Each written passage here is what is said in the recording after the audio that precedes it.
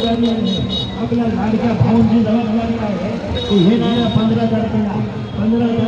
काळ आपला स्वतःचा आहे असं म्हणून सगळ्यांनी येणाऱ्या 15 तारखेला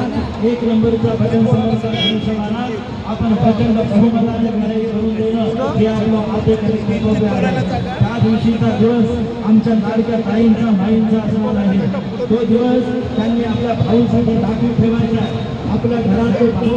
आपल्या घरातले आजोबा, आपल्या घरातले सगळे वडील धारी माणसं पती यांना सगळ्यांना घेऊन जाऊन धनुष्यवरून आपल्याला शिखामोर्चन करून संजयभाई धारी यांना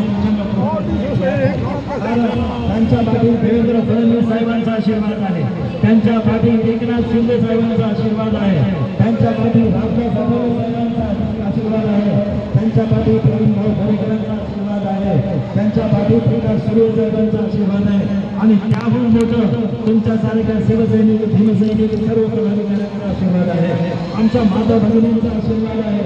आपल्या सगळ्यांना विनंती आहे की आपल्या प्रभागामध्ये संजय घाले साहेब सारखा व्यक्तिमत्व आहे, त्यांना जपण्याचं काम तुमचं आमचं आहे,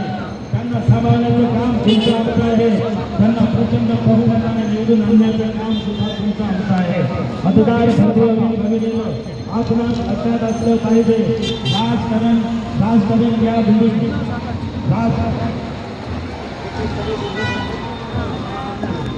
आपलं